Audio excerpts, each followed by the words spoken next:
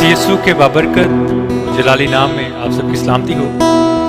आए हम जिंदा खुदा की सिताइश करेंगे, यहोवा खुदा जो हर पल हर वक्त हमारे साथ रहता है। आइए इकरार करेंगे इस बात का। यहोवा मेरे नाले वो बड़ा बेमिसाल है। कहेंगे यहोवा मेरे नाले वो बड़ा बेमिसाल है। वो कल मेरी मोड़दा नहीं, वो कला कदे छोड़दा नहीं। वो कल मेरी मोड़दा नहीं, वो कला कदे छोड़दा नहीं। और दसदा यहोवा मेरे नाले वो बड़ा बेमिसाल है।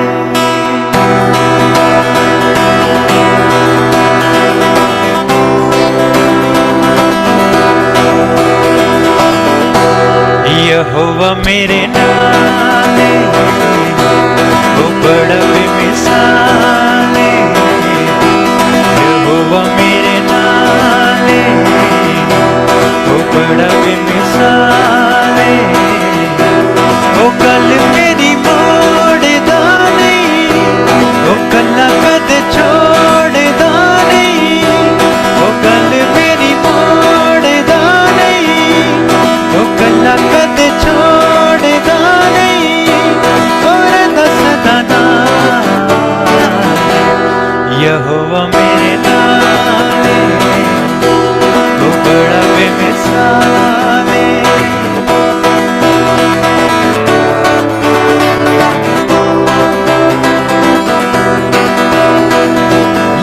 लफ्ज़ होती ना बयां, कुदरत उते सोने नाम दी। लफ्ज़ होती ना बयां, कुदरत उते सोने नाम दी। सच्चाई हो मेरा निगहबान, करदा है राखी मेरी जान दी। सच्चाई हो मेरा निगहबान, करदा है राखी मेरी जान दी। वो बड़ा बेमिसाल है, खुदाई कमाल है। वो बड़ा बेमिसाल है, खुदाई कमाल है। वो गल मेरी मोड़दा नहीं, वो कला कद छोड़दा नहीं। वो गल मेरी मोड़दा नहीं, वो कला कद छोड़दा नहीं। और दसदा ना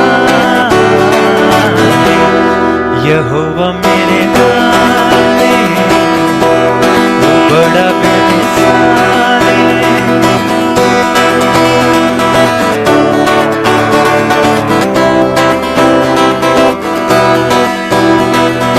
करदा है मेरी फिक्रा, कभी किसी शादी ना रहती है। करदा है मेरी फिक्रा, मंगन दी लोड़ ना पैती है। करदा है मेरी फिक्रा, मंगन दी लोड़ ना पैती है। हथ जदों दा हददा, कभी किसी शादी ना रहती है। ये उसका कमाल है, वो बड़ा बेमिसाल है। ये उसका कमाल है, वो बड़ा बेमिसाल है। वो गल मेरी मोड़दा नहीं, वो कला कद छोड़दा नहीं। और दसदा ना यहोवा मेरे नाले वो बड़ा बेमिसाल है।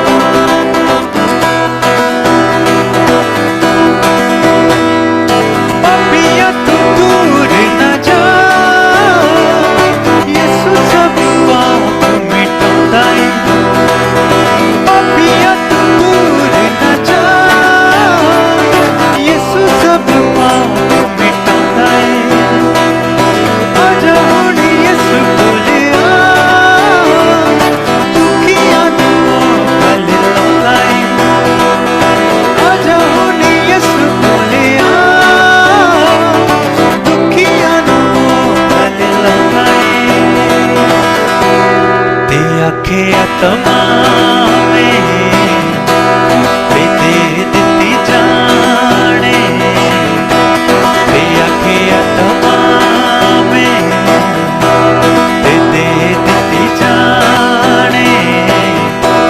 ओ गल मेरी मोड़दा नहीं, ओ गल्ला कदे छोड़दा नहीं, ओ गल मेरी मोड़दा नहीं, ओ गल्ला कदे छोड़दा नहीं। ओ रंदा सदा नाल यहोवा मेरे नाल है, ओ बड़ा बेमिसाल है, यहोवा मेरे नाल है, ओ बड़ा बेमिसाल है। हालेलुया। यहोवा मेरे नाल है, वो बड़ा बेमिसाल है, वो गल मेरी मोड़ता नहीं। हालेलुया।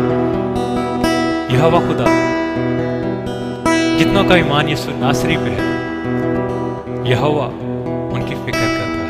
हालेलुया। यहोवा उनसे प्यार करता है। उसकी प्यार की मोहब्बत की खूबी जो है, वो कलाम में लिखा है, उसकी मोहब्बत की खूबी हम पे इस तरह से जाहिर हुई कि जब हम गुनहगार ही थे तो मसीह हमारी खातिर हुआ। Hallelujah. Thank you Jesus. Praise the Lord. इसी तरह जिंदा खुदा की सिताइश करेंगे। हालेलुया कहेंगे। हालेलुया,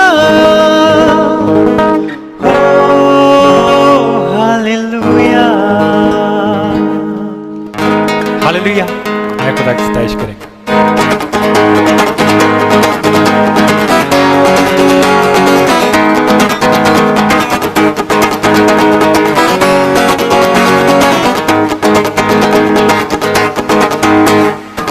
सारा जलाल यीशु तेरे लिए है, सारी सिताइश यीशु तेरे लिए है।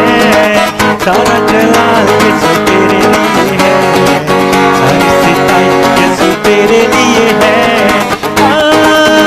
हालेलुया, हो हालेलुया, हालेलुया, हो हालेलुया। सारा जलाल यीशु तेरे लिए है, सारी सिताइश यीशु तेरे लिए है।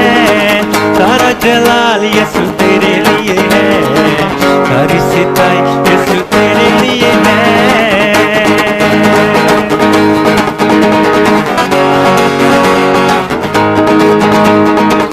मेरी ये जिंदगी और मेरी अकल, मेरी ये ताकत सारी और मेरा दिल, आगे मेरी ये जिंदगी और मेरी अकल, मेरी ये ताकत सारी और मेरा दिल। मेरी तो रूबी यीशु तेरे लिए है, सारी सिताइश यीशु तेरे लिए है। मेरी तो रूबी यीशु तेरे लिए है, सारी सिताइश यीशु तेरे लिए है। हालेलुया, हो हालेलुया,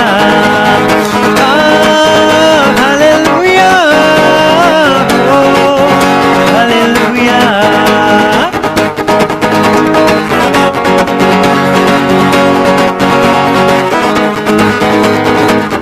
बादशाहों का यीशु तू बादशाह, सारी कौमें मानेगी तुझको कामिल खुदा।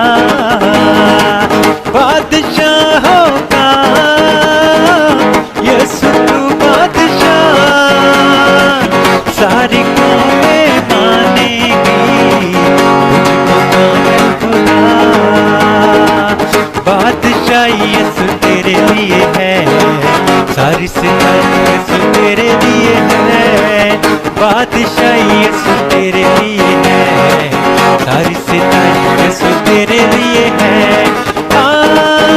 हालेलुया, हो हालेलुया,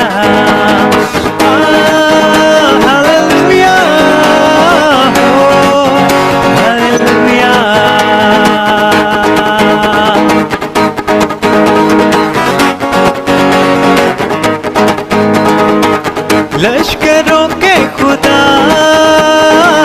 तू मेरा आसरा, मेरी कुव्वत का चश्मा तू है जिंदा खुदा।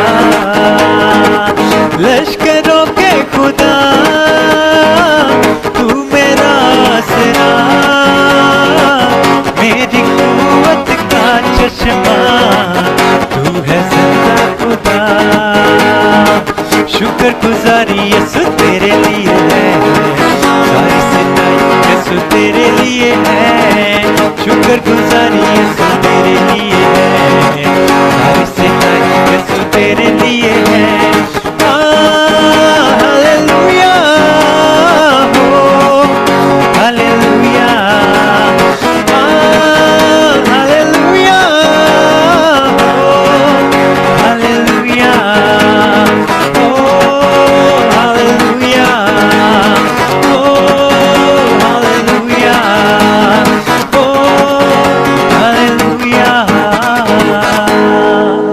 हालेलुया। आए जोदा ताली सदा सारा इज्जत और सारा जलाल यीशु नासरी को सदा हमारी जिंदगियों से मिलता रहे। आमीन।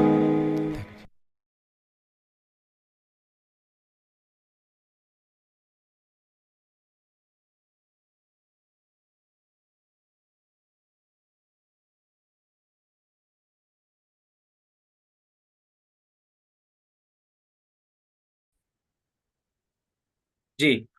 हमारा जो मौजू है वो है निजात एक तोहफा है। आमीन। और जब हम इंग्लिश में कहते हैं तो हम कहते हैं salvation is a free gift, कि निजात जो है एक तोहफा है। इससे पहले कि हम इस तोहफे को समझने की कोशिश करें, हम थोड़ा सा चीज़ों को देखते हैं, उसको आम जो जिंदगी है, आम जो हमारे मामलात हैं उसमें इसको समझने की कोशिश करते हैं। पहला पॉइंट है जो मैंने आप सबके सामने रखा है वो है कि हर एक चीज की एक कीमत होती है। जब हम कहते हैं कि निजात एक तोहफा है, तो इससे मुराद कुछ लोग समझते हैं कि शायद ये फ्री है। और हम इसको समझने के लिए कोशिश करते हैं कि अपने रोजमर्रा की जो जिंदगी है उसमें अ, चीजों को जान पाएं, समझ पाएं, कोशिश करें और जान सकें कि कोई भी चीज जो इस दुनिया में है वो फ्री नहीं है, बल्कि उसकी कोई ना कोई कीमत जरूर है जो अदा करनी पड़ती है। एक मिनट सिर्फ रुकिएगा। जी। जब आप बात करते हैं अपनी रोजमर्रा की जिंदगी में तो आपको पता चलता है कि इंसान की जो बुनियादी जरूरियात हैं, जिनमें खुराक, लिबास और मकान है, जिसको हम कहते हैं रोटी, कपड़ा और मकान। और इसकी जो दावेदारी है या इसके हवाले से बड़े बड़े दावे किए जाते हैं हर गवर्नमेंट की तरफ से। और हर जो गवर्नमेंट होती है उसका सबसे पहला मोटिव होता है कि उसके जो लोग हैं, राया है, उसके मुल्क के जो रहने वाले हैं, शहरी हैं, बासी हैं, वो उनको जिंदगी की बुनियादी जो जरूरियात हैं वो फ्राहम की जाएं। और फिर जब आप देखते हैं कि गवर्नमेंट की तरफ से आपको जरूरियात फ्राहम की जाती हैं, तो भी उसके लिए कोई ना कोई कीमत जो है वो अदा करनी पड़ती है, उसकी कोई ना कोई कीमत होती है। मिसाल के तौर पर आप खुराक की बात करते हैं तो आपको अपने बदन को जिंदा रखने के लिए, अपने जिस्म को जिंदा रखने के लिए खुराक जो है वो मैसर होती है। और खुराक हम सब जानते हैं, पाकिस्तान में है चाहे दुनिया के किसी भी कोने में, उसके लिए हमें एक खास कीमत जो है वो पे करना पड़ती है, अदा करना पड़ती है। फिर जब हम कहते हैं कि एक इंसान के लिए जब उसने खुराक हासिल कर लिया तो जाहिर बात है खुराक को भी स्टोर करना है, उसने खुद भी रहना है। तो दूसरी चीज होती है कि अच्छा मेरे पास खुराक मौजूद है, मैं खा सकता हूँ, मैं पी सकता हूँ और मेरे बदन की जो जरूरियात हैं वो पूरी हो सकती हैं। फिर दूसरा उसके लिए टारगेट होता है कि वो अपने बदन को महफूज कर सके, अपनी खुराक जो है उसके पास उसको महफूज रख सके। तो उसके लिए जरूरत होती है उसे एक छत की, जिसको हम कहते हैं एक मकान। रोटी और कपड़ा और मकान जब बात करते हैं तो हमें पता चलता है कि जो मकान है वो हमारे खुराक को महफूज करता है, हमारे बदन को महफूज करता है। मौसम जब तब्दील होते हैं तो जो हमारा घर होता है, मकान होता है, वो हमें सिक्योरिटी प्रोवाइड करता है। हमें फील होता है कि हम एक सेफ प्लेस में हैं। ठीक है जी। और फिर इसके बाद जब हम बात करते हैं लिबास की, तो हम देखते हैं कि हमारे इस बदन को आ, मौसम के एतबार से और कल्चर के एतबार से और फिर रोजमर्रा की जो जिंदगी है उसमें हमारे जो त्यौहार है, इवेंट्स हैं, उसमें भी जब आप देखें तो आपको पता चलता है कि लिबास जो है हमारे लिए जरूरी होता है। बदन को ढांपने के लिए, मुआशरे में एक अच्छे शहरी के नाते और खानदान में एक अच्छे ताल्लुकात की वजह से हमें महंगे लिबास भी जो है वो इस्तेमाल करना पड़ते हैं। सो इस तरह से हम जिंदगी की बाकी जब जरूरियात की बात करते हैं तो पता चलता है कि हर एक चीज, चाहे वो हमें लगता हो कि ये इतनी कीमती नहीं है, इसकी तो कीमत थोड़ी है, या फिर उसकी कीमत बहुत ज्यादा है, जब हम रोजमर्रा की जिंदगी की बात करते हैं तो पता चलता है कि हर एक चीज की एक कीमत जरूर मौजूद है। चाहे वो खुराक से रेलेवेंट है, चाहे लिबास से उसका ताल्लुक है, मकान से ताल्लुक है, या जिंदगी की बाकी जरूरियात, जिसको हम कहते हैं कि सेहत से मुतल्लिक जो मामलात हैं, अद्वियात हैं, और बहुत सारी दीगर अशिया।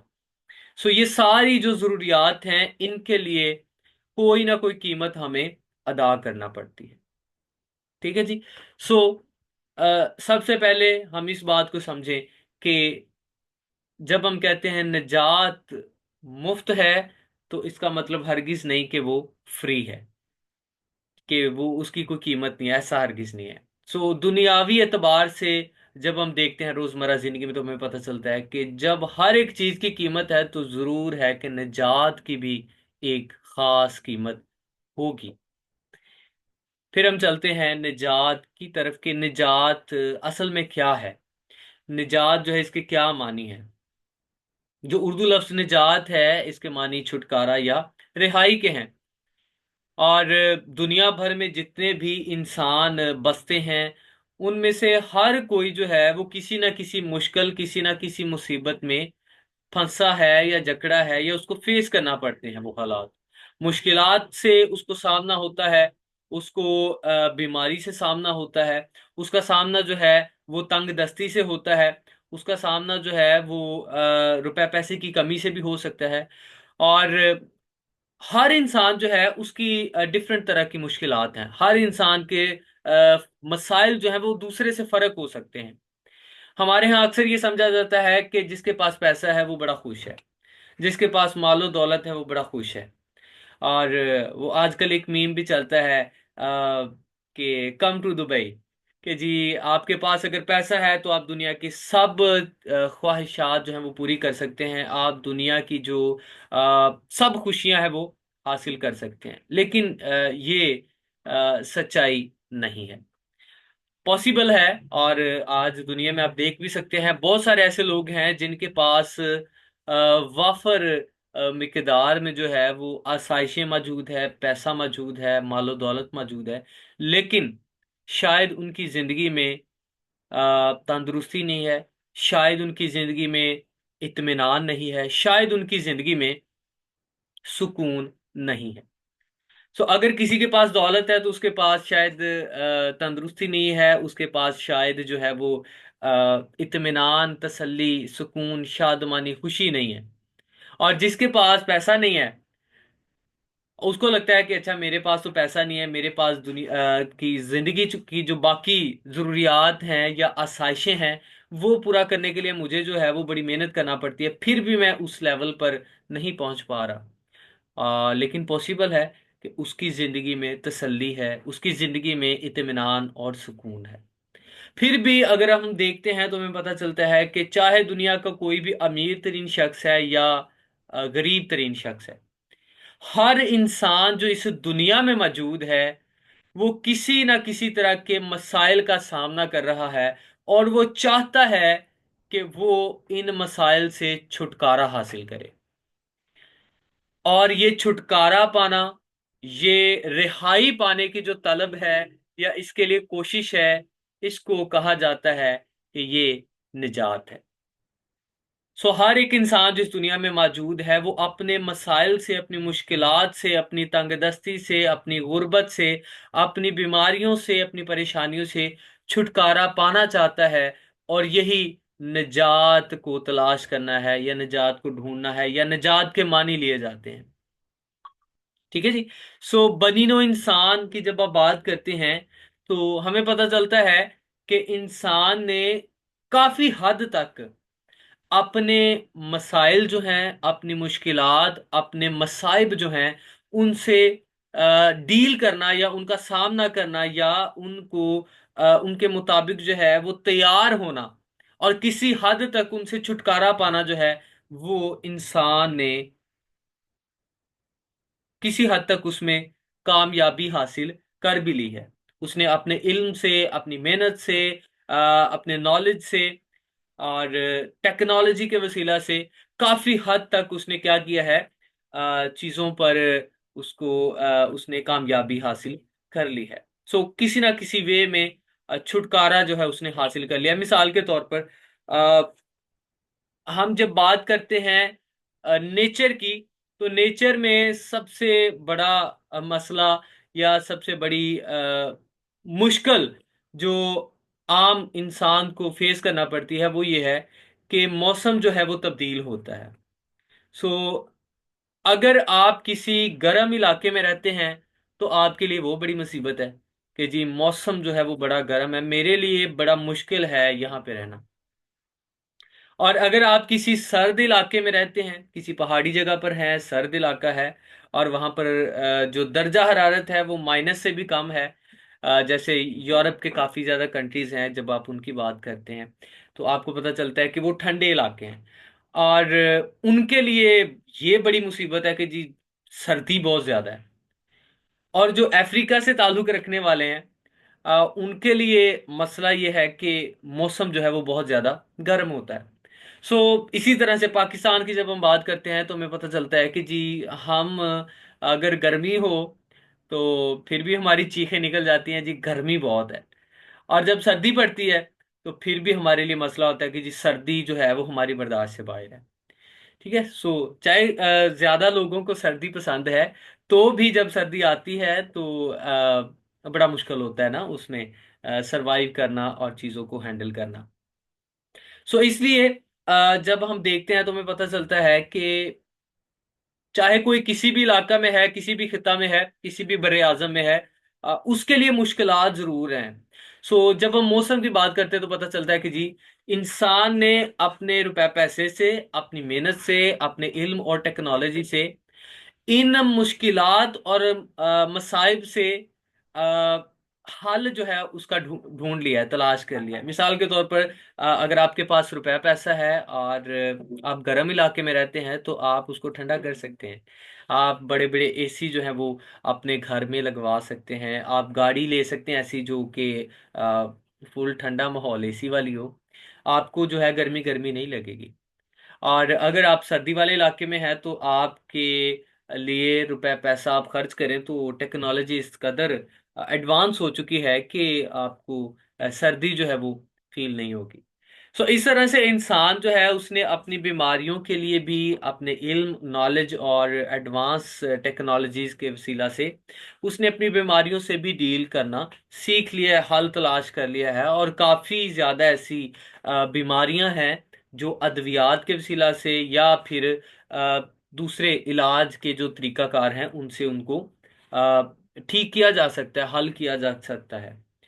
ठीक है। सो इस तरह से इंसान जो है उसने अपने लिए जितने भी मसाइल हैं, अगर आप देखें थोड़ा सा जो एडवांस दौर चल रहा है उसको अगर आप देखें तो काफी हद तक जो है इंसान अपनी मुश्किलात को हल करने में कामयाब हो चुका है।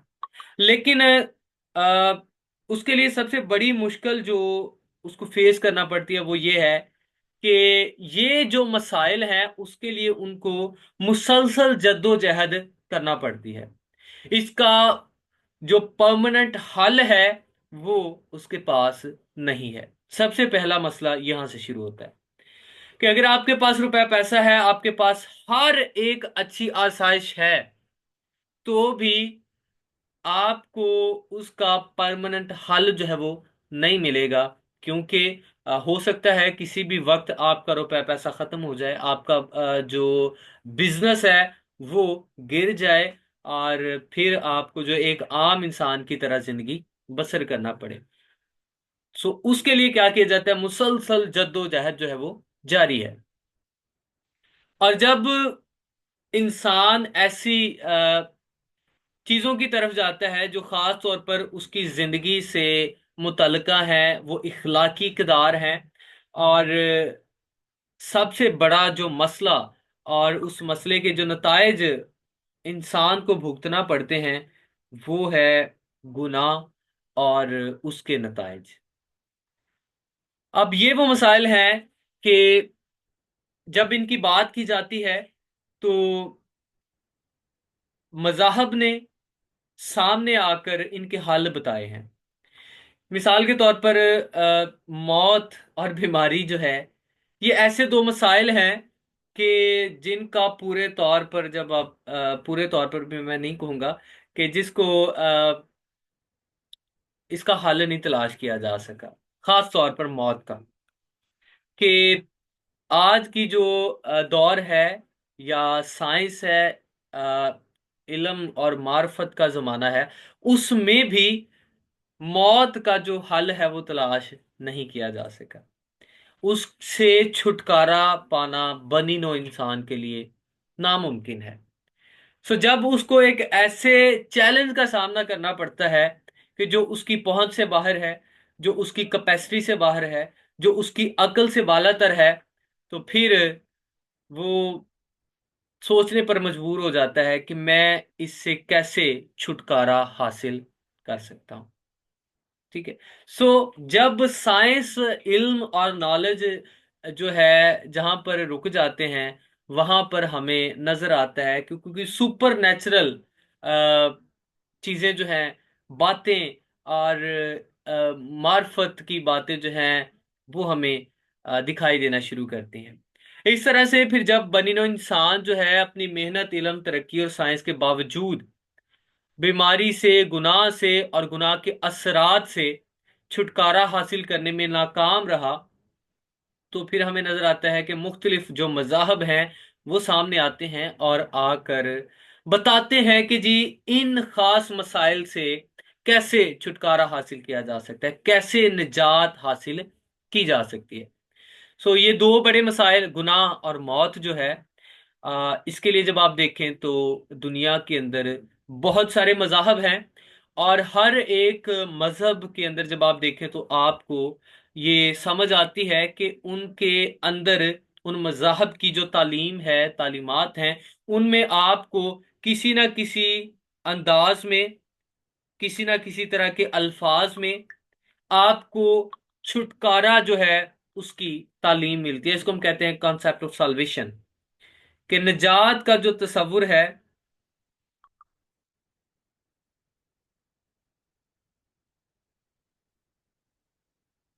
एक मिनट से दीजिएगा, सॉरी।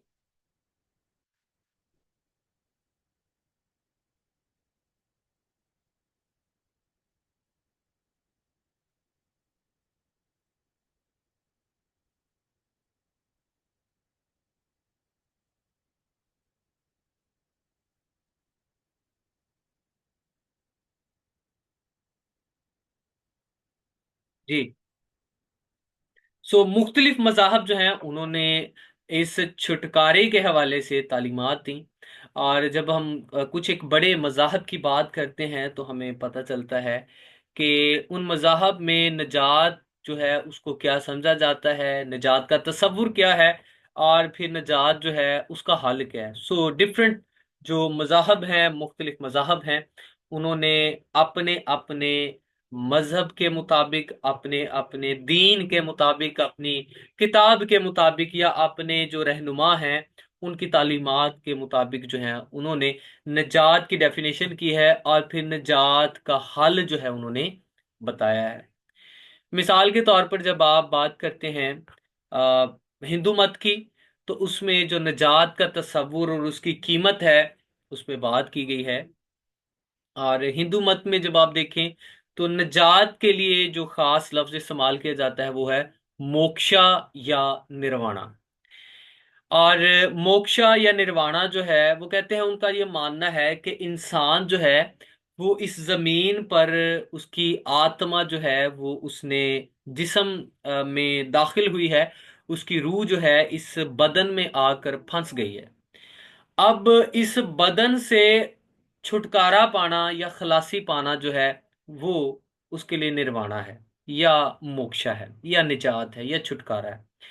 और इस बदन से छुटकारा पाने से मुराद क्या है कि उनका ये मानना है कि एक इंसान जो है उसको 7 मौके दिए जाते हैं कि वो क्या करे। वो उस मजहब के बताए गए जो तरीकाकार हैं उनके मुताबिक अमल पैरा हो और वो मोक्षा या निर्वाणा हासिल कर सकता है।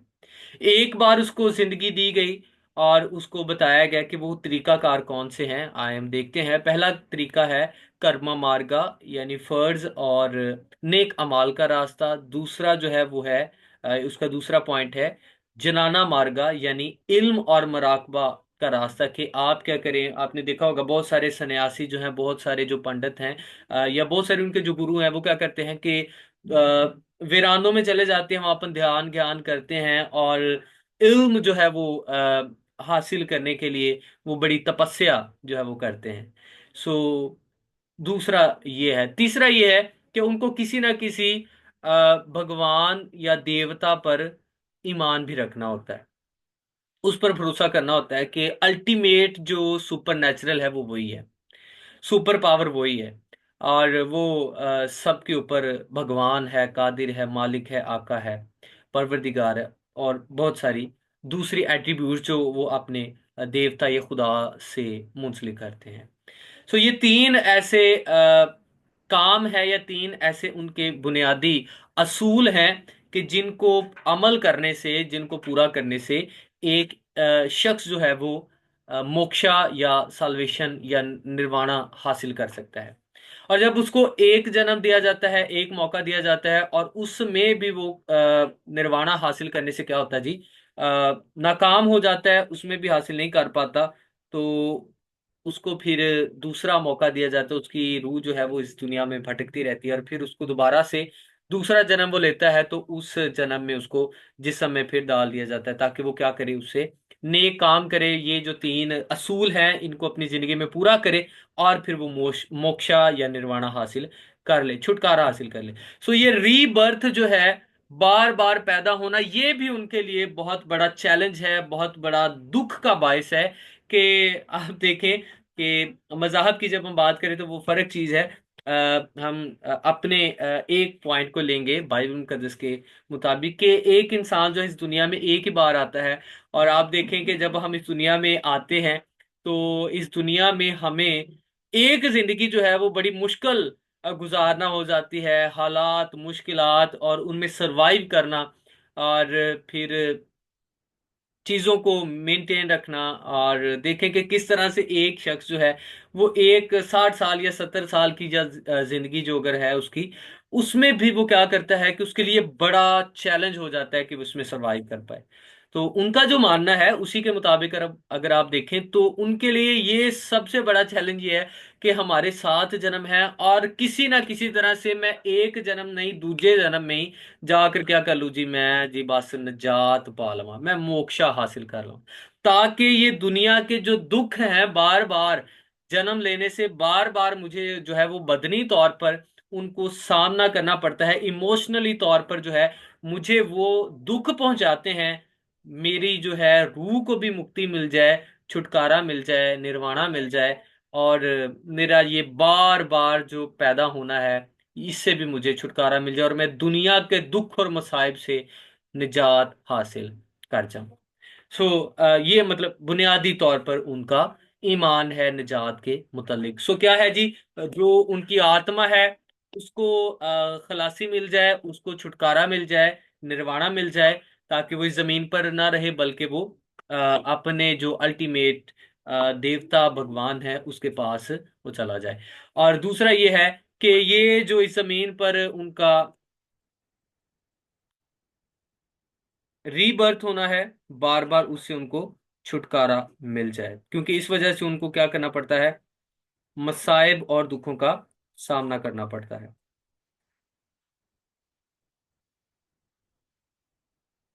जी। ठीक है जी। सो ये उनके पास 7 मौके होते हैं। और अगर 7 मौकों के बाद भी वो इन 3 खास असूलों पर अमल ना कर पाए, उनके मुताबिक जो है वो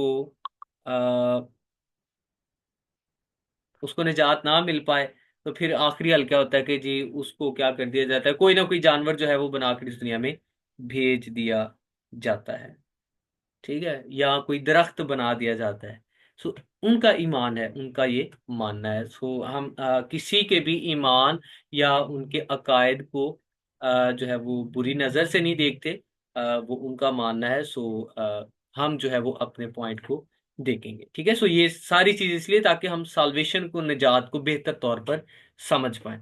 ठीक है। इसी तरह से जब आप बुद्ध मत की बात करते हैं तो उनमें भी सेम है, क्योंकि ये जितने भी आप पॉलीथीस्टिक देखते हैं, मज़ाहब को, रिलीजन्स को देखते हैं, तो ये किसी ना किसी वे में हिंदू मत के साथ जाकर इनकी तालीमात जो है वो मैच हो जाती हैं। सो जब आप बुद्ध मत की बात करते हैं तो उनमें भी निर्वाणा जो है उसी को निजात कहा जाता है। और ये क्या है कि जी दुख और दोबारा जन्म का जो चक्कर है उससे छुटकारा पाना, उससे रिहाई पाना। और ये कैसे हो सकती है? वो सेम ये है कि जी आप क्या करें, सच्चाई की तलाश करें, और जो सच्चाई आपको मिली है उस पर अमल करें। और जो आपका चाल चलन है वो ठीक होना चाहिए, आपके अमाल ठीक होने चाहिए, आपका जो रोजगार है वो होना चाहिए, कोशिश करनी चाहिए, और फिर आप ध्यान ज्ञान करें, मेडिटेट करें, और इस तरह से बहुत सारे दूसरी बात। ठीक है जी। सो इखलाकी इकदार की जो तालीमात है उन पर आप क्या करें, अमल पैरा हो, और फिर आप निर्वाणा हासिल कर लेंगे। और जो बुद्ध मत के बानी समझे जाते हैं, उनका ये मानना है कि कहा जाता है कि जब वो अपनी जिंदगी के आखिरी अयाम में थे तो उन्होंने कहा कि मैंने सच्चाई को तलाश किया है, लेकिन अभी भी मैं उसको पा नहीं सका। सो सच्चाई की तलाश में लगे रहें, और जरूर वो एक दिन आपको मिल जाएगी। लेकिन खुदावंद यीशु मसीह ने कहा कि राह और हक और जिंदगी मैं हूं, मेरे वसीला के बगैर कोई बाप के पास नहीं आता। ठीक है जी। सो आगे हम चलते हैं, तो हमें सिख मत जो है उसमें भी इसी तरह से मिलता है निजात का तस्वुर, कि उनका भी मानना है कि ये जो 7 जन्म है इसमें इंसान जो है उसको दुखों में से गुजरना पड़ता है। सो किसी तरह से इससे हमें मुक्ति जो है वो मिल जाए। ठीक है। सो उनका भी मानना है कि खुदा को, एक डीएटी जो है उसको जरूर माने, और गुरुओं की तालीम पर अमल करें, और खुदा जो है उसके फजल की तलाश करें, और माशरती जिंदगी में नेक अमल जो है वो करें। सो ये उनके ईमान के मुताबिक है। इस तरह से जो है वो आपको निर्वाणा मिल जाएगा, आपको निजात मिल जाएगी। और इसके बाद जब हम देखते हैं तो हम देखेंगे जुडाइज्म को, या यहूदियत की जब हम बात करते हैं, उसमें भी हमें पता चलता है कि बनी इसराइल कौम जो है खुदा ने उसको शरीयत दी, और शरीयत देने के बाद खुदा ने कहा कि जो कोई इन सब हुक्मों पर अमल करेगा वो इनके बायस जीता रहेगा। और जो मसीह पर ईमान लाएगा वो निजात पाएगा। और निजात से मुराद उनका ये है कि शरीयत पर अमल करें, और दूसरा जो है मसीह मौद का इंतजार करें। मसीह क्या करेगा, हमें दुनिया की सब कौमों से जो उन पर हुकूमत करती नजर आती हैं उनसे खलासी बख्शेगा, और अपनी हुकूमत को इस दुनिया पर कायम करेगा, और उसमें उनको खलासी मिल जाएगी, उनको छुटकारा मिल जाएगा, और उनका जो गुजर बसर है वो सलामती से होगा। सो ये मसीहा के आने का इंतजार जो है वो भी हमें नजर आता है। ठीक है। सो ये हमें समझ आया है 2 चीजें। हमने निजात को देखा कि उनका कॉन्सेप्ट क्या है, कि निजात उनके ईमान के मुताबिक, उनके मजहब के मुताबिक है क्या। और फिर दूसरा ये कि वो पा कैसे सकते हैं, यानी उस निजात की कीमत क्या है।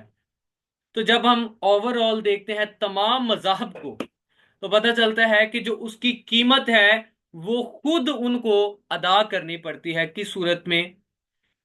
अपने नेक अमाल की सूरत में, अपने अच्छे कामों की सूरत में, कि वो क्या करेंगे, वो अपने रास्तबाजी के कामों से निजात को अचीव करेंगे तो उनको मिलेगी। और दूसरी सबसे बड़ी बात ये कि वो निजात भी किसी तरह से उनको इसका आप कह सकते हैं कि गारंटी जो है वो नहीं मिलती कि इस दुनिया में मिलेगी, बल्कि उसका भी जिक्र आपको मौत के बाद का नजर आता है कि हाँ, जब आप जो है वो मर जाएंगे तो उसके बाद जो है वो आपको निजात मिल जाएगी। लेकिन उस सूरत में अगर आपने इस जमीन पर उन सब बातों पर अमल किया है जो निजात पाने की कीमत है। ठीक है जी। सो इसी तरह से जब हम बाइबल मुकद्दस की बात करते हैं, दीन मसीहत में निजात का तसव्वुर और निजात की कीमत, तो हमें पता चलता है कि सबसे पहले बाइबल मुकद्दस हमें ये बताती है कि निजात असल में क्या है और एक इंसान जो है उसको क्यों निजात चाहिए। बाइबल मुकद्दस बताती है कि निजात इसलिए जरूरी हुई क्योंकि इंसान ने गुनाह किया और गुनाह जो है उसकी जिंदगी में आया और उसके वसीला से सारी दुनिया में फैल गया। और गुनाह के सबब से मौत आई, इसलिए लिखा है सब ने गुनाह किया और खुदा के जलाल से महरूम है। मौत जो है इसको जुदाई भी कह सकते हैं, आप दूरी भी कह सकते हैं। सो वो खुदा के साथ जो उसका ताल्लुक था वो क्या हो गया, टूट गया। और इसी के बायस उसे जरूरत थी कि वो इस गुनाह और मौत से छुटकारा हासिल कर सके, ताकि उसकी रसाई जो है दोबारा खुदा के साथ मुमकिन हो सके, उसकी रसाई खुदा तक हो सके, उसका ताल्लुक जो है वो खुदा के साथ बहाल हो सके। ठीक है। सो बाइबल मुकद्दस में सबसे पहले जो निजात का तस्वुर है वो ये है, और उसकी कीमत भी हम देखेंगे।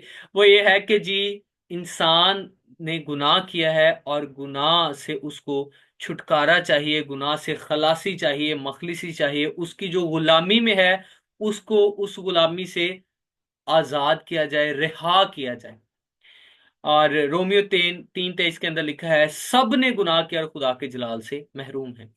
बाइबल मुकद्दस ये नहीं कहती कि सिर्फ एक मजहब के लोगों को निजात की जरूरत है। बाइबल मुकद्दस ये कहती है हर वो शख्स जो आदम से पैदा हुआ है और आदम के गुनाह के सबब से उसकी जिंदगी में गुनाह के असरात मौजूद हैं, उस हर एक शख्स को निजात की जरूरत है। और फिर यहां तक ही महदूद नहीं, बाइबल मुकद्दस ये कहती है कि गुनाह आदम के वसीला से दुनिया में फैल गया। और रोमियो के खत में लिखा है कि तमाम मखलूकात खुदा के बेटों के जाहिर होने की राह तकती हैं। क्यों? क्योंकि वो कराहती हैं, क्योंकि उन्हें भी क्या चाहिए, निजात चाहिए, मखलसी चाहिए। सो आदम ने जो काम बाग एदन में किया था वो इस कदर परफेक्ट था, इस कदर पावरफुल था कि उसने सिर्फ नस्ल इंसानी को मुतासर नहीं किया, बल्कि उसने उन तमाम मखलूकात को मुतासर किया है जो इस जमीन पर हमें, इस कायनात में हमें नजर आती हैं, या जिन्हें अभी तक हम डिस्कवर भी नहीं कर पाए। ठीक है जी। सो बाइबल मुकद्दस जब बात करती है तो वो सिर्फ इंसान की खलासी की नहीं, इंसान की निजात की नहीं, बल्कि वो इस जहां की खलासी की बात करती है। उसमें इंसान भी शामिल है, उसमें तमाम जानदार शामिल हैं, और वो जो बेजान है वो भी हमें इसमें शामिल नजर आते हैं। ठीक है जी। सो उसके बाद हम देखते हैं कि उसकी कीमत क्या है जी, कैसे साल्वेशन, छुटकारा, निजात पाई जा सकती है, कैसे हासिल की जा सकती है। बाइबल मुकद्दस बताती है, रोमियो 6:23 के अंदर लिखा है गुनाह की मजदूरी मौत है, कि जो पेमेंट है छुटकारे की वो क्या है जी, मौत है। अगर कोई मरेगा तो वो कीमत को अदा करेगा। और फिर आगे उसको मजीद वाजे किया गया है, इब्रानियों 9 बाब उसकी 22 आयत में लिखा है बगैर खून बहाए मुआफी नहीं है। कि निजात की जो कीमत है, साल्वेशन की जो कीमत है वो क्या है, खून है। खून जो है वो किसी की मौत को जाहिर करता है, और किसी के लिए वो जिंदगी को जाहिर करता है। ठीक है जी। सो अगर आप देखें ओल्ड टेस्टमेंट के अंदर तो जानवरों का जो खून है वो क्या करता था, बनी इसराइल कौम के लोगों को जिंदगी देता था। किस तरह से जिंदगी देता था कि जब वो खुदा की शरीयत को तोड़ते थे, खुदा की शरीयत की नाफरमानी करते थे, तो उसके सबब से वो मुजरम और गुनाहगार ठहरते और मौत के हकदार थे। लेकिन उनकी मौत को थोड़ी देर के लिए वो कहते हैं ना टालने के लिए थोड़ी देर के लिए क्या आरजी तौर पर जानवरों की कुर्बानियां की जाती। और उससे क्या होता कि खुदा का जो कहर है वो इंसान की बजाय उस जानवर पर हमें नजर आता है। क्यों? क्योंकि इंसान की मौत किसी दूसरा जो है वो उसने अपने ऊपर ले ली है। सो ओल्ड टेस्टामेंट की कुर्बानियां जो हैं वो इस बात को जाहिर करती हैं कि ये खुदा को कीमत जो है वो साल्वेशन की पेश की जा रही है, कि एक इंसान के छुटकारे के लिए एक बेऐब जो है जानवर उसकी कुर्बानी की जा रही है। और शरीयत जो है उसने बताया कि निजात की कीमत क्या है। बहुत सारे लोग कहते हैं जी शरीयत को आप बेहतर जिंदगी के तौर पर कबूल करें कि ये बेहतर जिंदगी गुजारने का तरीका है।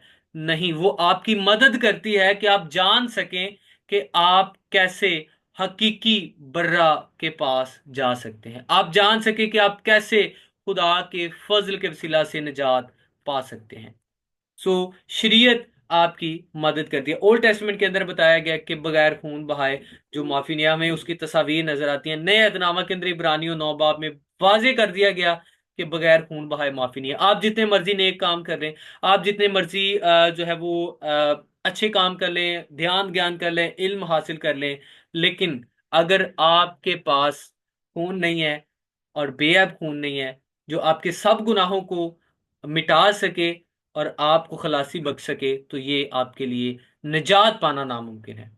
और फिर जब आप देखते हैं बाइबल मुकद्दस के अंदर पहला करंथियों 6 बाब और उसकी 20 है, तो यहाँ पे लिखा है निजात की कीमत खून है। और हम जो यीशु पर ईमान लाते हैं, लिखा है कि हम कीमत से खरीदे गए हैं। और पहला पतरस उसका पहला बाब और उसकी 19 आयत को जब देखें, वहां पे लिखा है बल्कि एक बेऐब और बेदाग बरे यानी मसीह के बेशकीमत खून से हमारी क्या हुई है?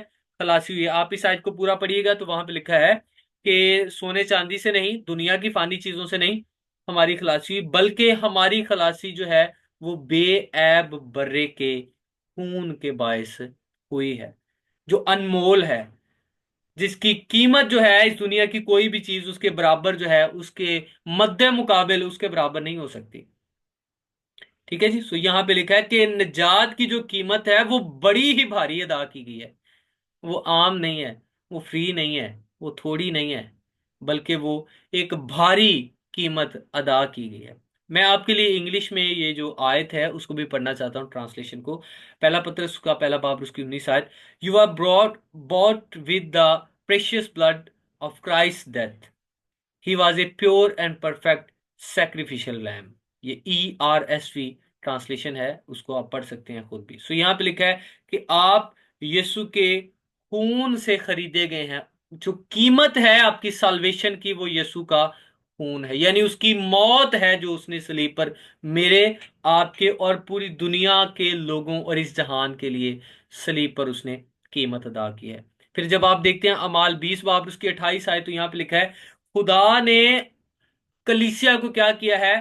खास अपने खून से मोल ले लिया है, खरीद लिया है। अमाल 20 बाबर उसकी 28 आयत।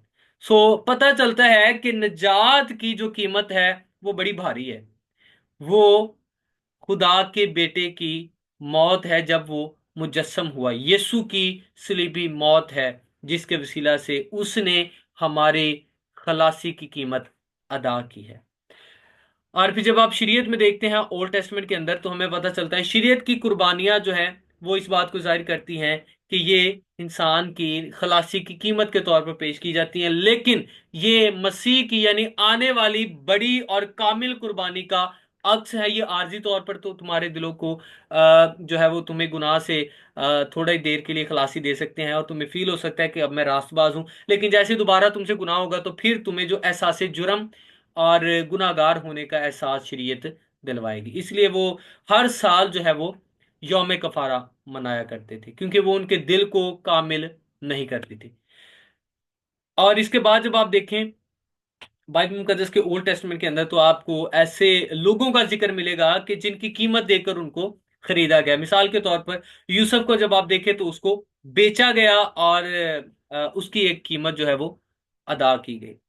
और फिर रूत को आप देखें तो होशिया जो नबी है उसने क्या किया, सॉरी, रूत को जब आप देखें तो बोएज जो है उसने रूत को उसकी जगह को, उसके लैंड को जो नाओमी की थी, उसने उसको क्या किया, खरीदा और उसकी कीमत जो है वो उसने अदा की।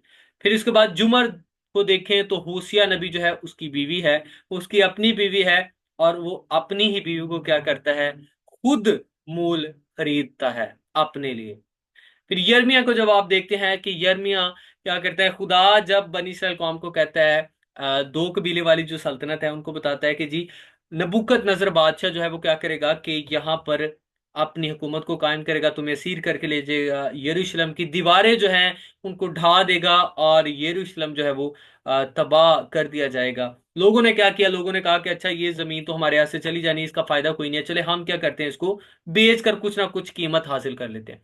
सो लोगों ने अपनी जायदादें जो है वो बेचना शुरू की। खुदा ने यिर्मयाह से कलाम किया और उससे कहा कि तू क्या कर, जमीन को खरीद ले और उसको क्या कर, दस्तावेज को गवाहों के सामने मोहर कर दे, ताकि तेरी मलकियत जो है तू उसका क्या कर सके, दावा कर सके। और उसने ईमान से असीरी में जाने से पहले उसने क्या किया, जमीन को खरीद लिया, ताकि जब खुदा उनको बहाल करे, रिस्टोर करे और वो वापस यरूशलेम में आए, तो यिर्मयाह उस जमीन का की मलकियत का दावा करने का हक रखे। ठीक है जी। और इसी तरह फिर जब आप देखते हैं निजात की कीमत के लिए सलीब पर खुदामंद यीशु मसीह ने बनी नो इंसान की निजात खलासी के लिए कीमत अदा की। और यूहन्ना की इंजील 19 बाब उसकी 30 आयत को जब आप देखें तो वहां पर लिखा है, जब यीशु मसीह ने सिरका पिया और देखा कि सब कुछ तमाम हुआ, तो उसने क्या कहा, तमाम हुआ, और ये कहकर उसने जान दे दी। और यीशु ने जब सलीब पर जान दी तो उसने निजात के लिए जितनी भी कीमत दरकार थी वो पूरी पूरी कीमत अदा कर दी, ताकि मेरे और आपके हिस्से में कुछ बाकी ना रहे जो मैंने और आपने अदा करना है। बल्कि जब उसने कहा तमाम हुआ, तो उसके लिए जो यूनानी जुबान में लफ्ज है वो है टेटेलेस्टाई, जिसका मतलब है it is finished, paid in full, के पूरी पूरी कीमत अदा कर दी गई है, अब कुछ भी बाकी नहीं रहा जो मैंने और आपने अदा करना है। यीशु ने हमारी निजात की, साल्वेशन की जो कीमत है, छुटकारे की जो कीमत है, उसको पूरे तौर पर अदा कर दिया। अब कुछ भी बाकी नहीं रहा कि मैं और आप उसमें अजाफा कर सके, उसको बेहतर कर सके। जैसे आज भी बहुत सारे लोग कहते हैं, हाँ यीशु का फजल और मेरे अच्छे काम, यीशु का फजल और मेरी अदायगी, यीशु का फजल और मेरा शरीयत को पूरा कर। इस तरह से बहुत सारी बातें, जबकि बाइबल मुकद्दस ये कहती है कि हमारी निजात की कामिल पूरी कीमत जो है वो सलीब पर मुकम्मल हो चुकी है, अदा हो चुकी है, कुछ भी हमारे हिस्से में बाकी नहीं रहा।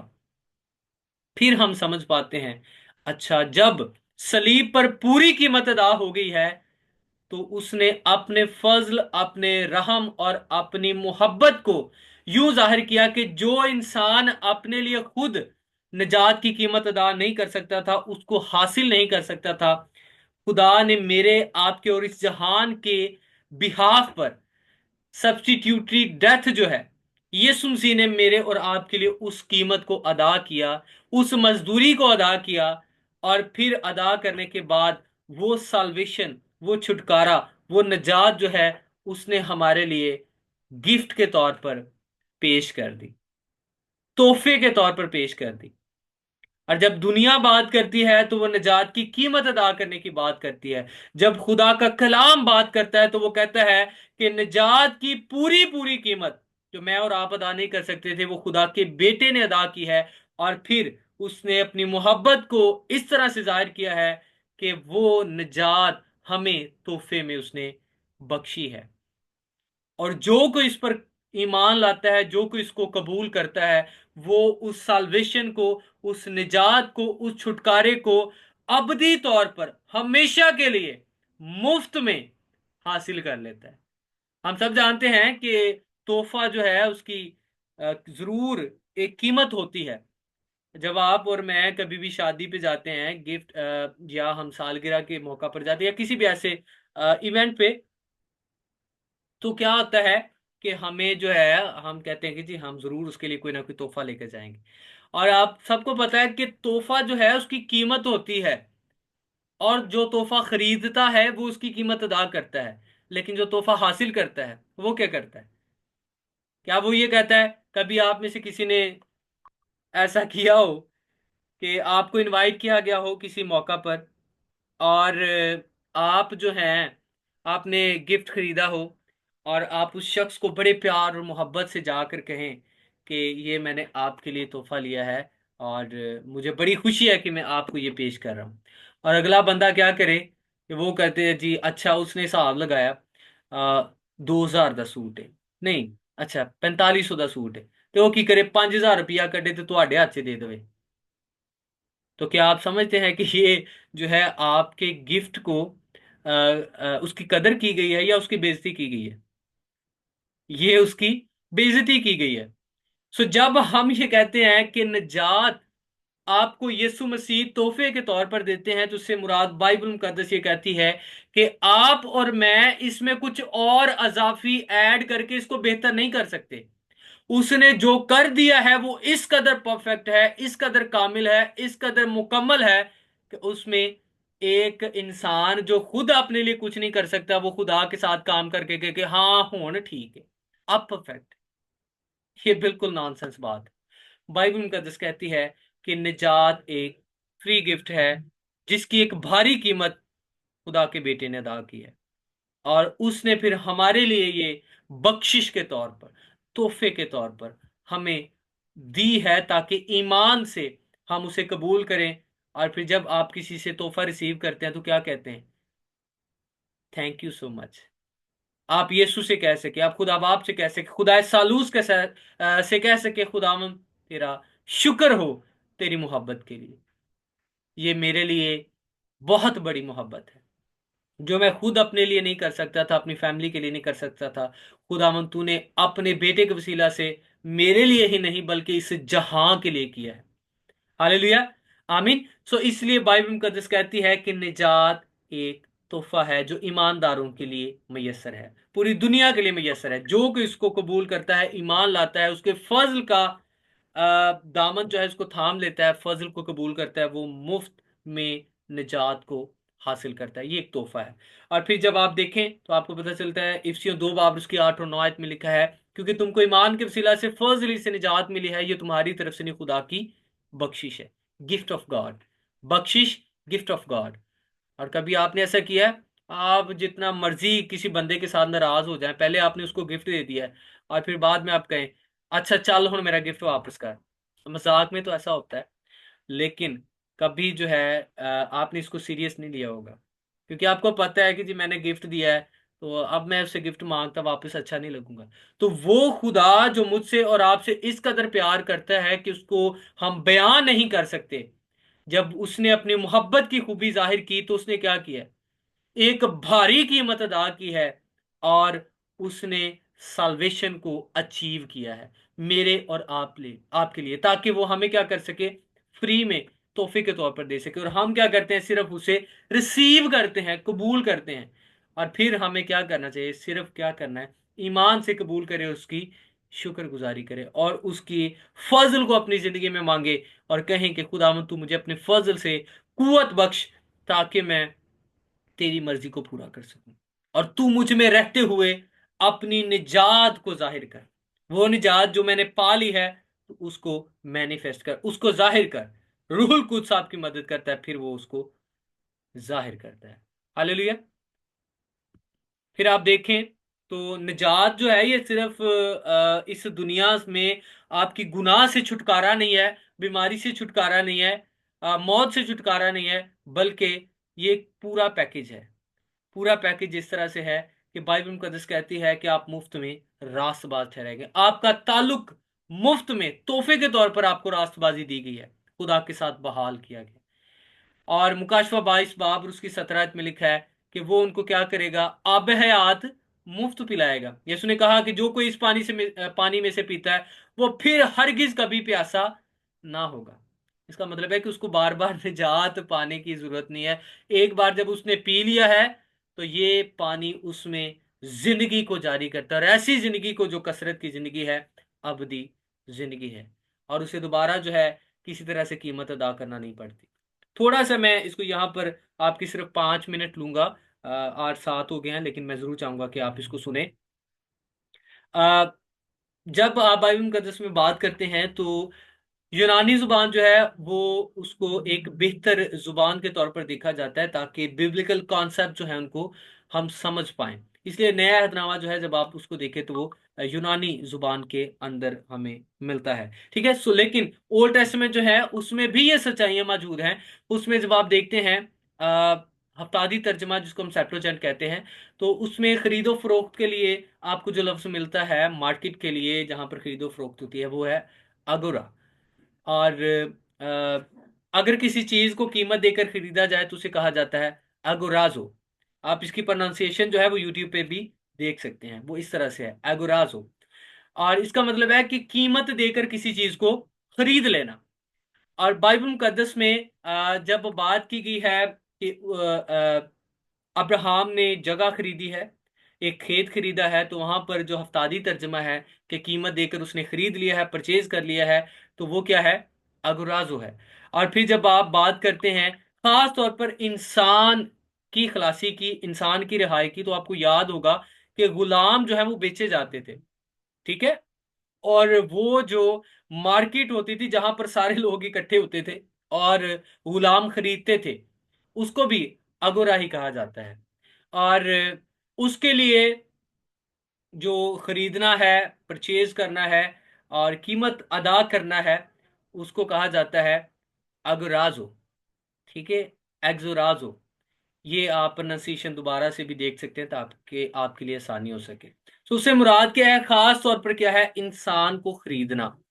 और बाइबल मुकद्दस में जब आप बात करते हैं तो हमें पता चलता है जब यीशु मसीह ने कीमत देकर हमें खरीदा है, हम करंथियों का खत देख लें या बाकी आप बात करें, तो उसमें आपको पता चलता है कि वो जो कीमत देकर खरीदा है, तो वो क्या किया उसने? एग्सा गुरेजो। ठीक है, ये है। सो इसका मतलब है कि जब आपको खरीद लिया गया है तो आप दोबारा से गुलाम नहीं बन सकते। ये ऐसा आपको खरीदा गया है, इस तरह से खरीदा गया, आपको इस तरह से छुटकारा दिया गया है कि आप दोबारा से गुलाम नहीं हो सकते। गलीत तो 3 बाब 13 आयत के अंदर भी इसी तरह से लिखा है कि उसने हमें शरीयत से छुड़ाया है। ठीक है, उसने हमें शरीयत की लानत से छुड़ा लिया है।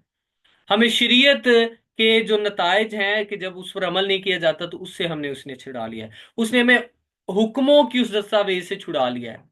हम शरीयत से छूट चुके हैं। हमारी मखलसी छुटकारा हमें मिल चुका है। वहां पर भी यही लफ्ज आपको मिलेगा। ठीक है। और तीसरा जो लफ्ज है वो है लुत्रो। और ये आप देख सकते हैं मत्ती 20 बाब उसके 28 आयत में। इसका भी मानी है आजाद करना, गुलामी से रिहाई देना। सो मत्ती 20 बाब 28 आयत में लिखा है, अगर बेटा तुम्हें आजाद करे तो तुम आजाद होते हो। ठीक है। सो वहां पर भी आप देखें तो इब्ने आदम जो है वो क्या है? इसलिए है ताकि रैंसम के तौर पर, फिदिया के तौर पर क्या करे? अपनी जान बत्थेरों के वास्ते दे सके। वो जो रैंसम है, कीमत देकर छुड़ाना है, आजाद करना है, वो उसके लिए लुथरू का वर्ड यूज हुआ है। यानी यीशु मसीह ने हमें खरीद लिया है और हमें आजाद कर दिया है। और अब हमने उसने हमें ऐसे खरीद लिया है कि दोबारा हम गुलामी में नहीं जा सकते। जो छुटकारा उसने हमें दिया है वो इस दुनिया में ही उसकी गारंटी दी जाती है। ऐसा नहीं है बाकी मजाहब की तरह कि आपको जी मौत के बाद जो है वो छुटकारा मिल जाएगा। आपके लिए, ईमानदारों के लिए इस दुनिया में ही छुटकारा जो है वो मौजूद है और आपको उसकी गारंटी दी जाती है। हाँ, इस बदन में रहते हुए हमें जो मसाइल फेस करना पड़ते हैं, खुदा सुपर नेचुरल वे में इंटरफेयर करता है और हम उसके फजल की कुदरत का तजुर्बा करते हुए इस जमीन पर भी उन नताइज पर गलबा देखते हैं, उन पर भी हम फतह हासिल करते हैं। आप शिफा पाना चाहते हैं, मिसाल के तौर पर आप देखें कि वो मसाइल, वो बीमारियां जो कि साइंस भी उनका हल तलाश नहीं कर पाई, जब आप उसके फजल के तख्त के पास दलेरी से आते हैं, तो वो जिनको लाइलाज कहा जाता है, खुदा का फजल उनके लिए उस बीमारी को जिंदगी में तब्दील कर देता है। और आप बड़े बड़े मौजाद सुनते हैं। आपने बड़े बड़े खादमीन की गवाहियां सुनी होगी कि उन्होंने मुर्दों को भी क्या किया है? जिंदा किया है। सो ऐसा नहीं है कि बाकी मजाहब की तरह जी हम जो कहते हैं कि जी अच्छा सानू भी मौत तो बाद च ही मिलनी है, तो फिर बाकी वर्गें, ऐसा नहीं है। बाइबल मुकद्दस ये कहती है कि हम इस जिंदगी में भी, इस जमीन पर भी बादशाह और हाकिम और खुदा के काहिन, खुदा के बेटों का इख्तियार रखते हुए जिंदगी को बसर करते हैं। ये ऐसे नहीं है, इसकी एक भारी कीमत अदा की गई है और फिर वो साल्वेशन मुझे और आपको ईमान से मुफ्त में दी गई है, तोहफे के तौर पर। हालेलुया। आखिरी जो बात है उसको हम देखेंगे, यिर्मयाह 32 बाब उसकी 6 से 15 आयत को जब आप देखें तो वहां पर यिर्मयाह ने जमीन खरीदी और फिर उसने दस्तावेज को गवाहों के सामने क्या किया, मोहर लगाकर उसको सील कर दिया गया, बंद कर दिया गया। और फिर इसकी जो हकीकी सूरत है, क्योंकि ओल्ड टेस्टमेंट जो है वो आपको तस्वीर में, अक्स की सूरत में नजर आता है, और नया अहदनामा उसकी हकीकी सूरत है, मसीह यस्सु उसकी हकीकी कामिल सूरत है। इसलिए जब आप मुकाशफा 5 बाब और उसकी पहली 14 आयात को पढ़ते हैं तो आपको पता चलता है कि यूहन्ना जो है खुदा के तख्त के सामने है और उसने देखा कि वहां पर एक किताब है जो क्या है, मोहर की गई है। और जब उसने देखा कि इसको खोलने के लायक कोई भी नहीं है तो लिखा है कि वो जारों कतार रोने लगा कि कौन इसकी मोहरों को खोलने पर गालिब आएगा। जब उसने देखा कोई भी नहीं है तो लिखा है कि वो जार जार रोने लगा, और उसका रोना उसकी मजबूरी को, इंसान की मजबूरी को जाहिर करता है। कौन जो है इस किताब की मोहरों को खोलेगा। और वहां पे लिखा है कि उस फरिश्ता ने उससे कहा, रो मत, देख यहूदा का जो बब्बर है वो इसकी सब मोहरें खोलने पर गालिब आया है। और फिर वहां पे हमें नजर आता है कि बर्रा जो है वो दिखाई देता है, वो बर्रा जो फतेहमंद बर्रा है, वो बर्रा नहीं कि जो जी सिर्फ कुर्बानी के लिए पेश किया गया है, वो बर्रा जो कुर्बानी देने के बाद मुर्दों में से जी उठा है, जो फतेहमंद बर्रा है, जिसने मौत पर फतह पाई है, वो बर्रा क्या करता है, वो फतेहमंद बर्रा वो किताब जो है उसको लेता है और कहता है कि मैं इसकी सब मोहरों को खोलने पर गालिब आया हूं। इससे मुराद क्या है कि वो कीमत जो उसने सलीब पर अदा कर दी है मेरी और आपकी निजात की और इस दुनिया की खलासी की, इस जमीन की खलासी की, और उसके पास वो दस्तावेज है, उसके सिवा कोई भी उसकी मलकियत का दावा करने का हकदार नहीं है। और जब यीशु इस दुनिया में दोबारा वापस आएंगे, आमदेसानी होगी, तो वो क्या करेगा, अपनी मलकियत का दावा करेगा। और फिर लिखा है कि वो हमें भी अपने साथ ले जाएगा, वो मुर्दों को जिंदगी देगा, नया बदन देगा, और फिर वो सब चीजों को नया कर देगा। हालेलुया। सो इस तरह बाइबल मुकद्दस ये बयान करती है कि निजात की एक भारी कीमत है और वो कीमत खुदा के बेटे यीशु ने अदा की है, इस जहां की भी और बाकी सब इंसानों की भी। और मसीह के वसीला से वो हमें मुफ्त में उसके फजल के बायस मैसर होती है। आमीन। सो यहाँ तक हम इसको वाइंड अप करते हैं और मैं उम्मीद करता हूँ कि आपको ज़रूर समझ भी चीज़ें आ पाई होंगी। टाइम काफ़ी शॉर्ट था हमारा, मैंने कोशिश की है कि इसको जल्दी जल्दी से कवर किया जा सके। आखिर में सिर्फ आप सबके रिक्वेस्ट करूँगा कि आप रुकिएगा, मैं आपके लिए यहाँ पर एक गीत है खास तौर पर जो साल्वेशन और उसकी कीमत को अदा करने के हवाले से, मैं चाहता हूँ आप उसको सुने और आप उसके वसीला से बरकत पाएं। और ये जो गीत है ये यूनिवर्सिटी के जो फाउंडर हैं, चांसलर हैं और प्रेसिडेंट हैं, उन्होंने लिखा है, पास्टर अजहर खोखर साहब। मैं चाहता हूँ कि हम इस गीत को ज़रूर सुने और हम समझ पाएं कि यीशु मसीह का फजल जो है उसने जो सलीब पर हम सबके लिए किया है, इस जहां के लिए किया है, वो किस कदर कीमती है, और हम गीत के वसीला से ज़रूर बरकत भी पाएंगे। हालेलुया। सिर्फ मुझे 1 मिनट दीजिएगा, मैं आपके लिए उसको प्ले करना चाहता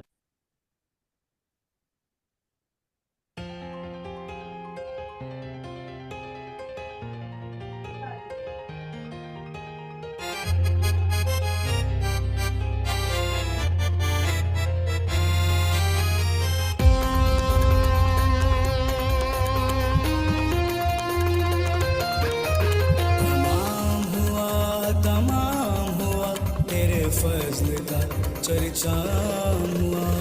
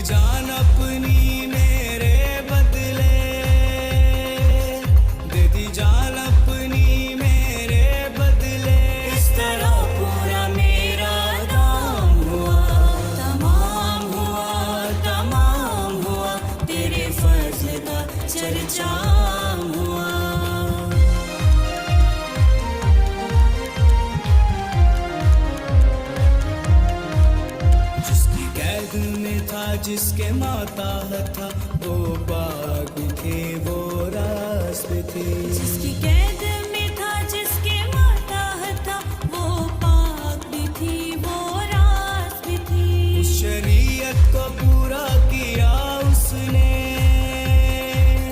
उस शरीयत को पूरा किया उसने वो शरीयत का अब अंजाम हुआ तमाम हुआ तेरे फजल का चर्चाम हुआ। हालेलुया जी। मैं आप सबके साथ इस गीत को जो है वो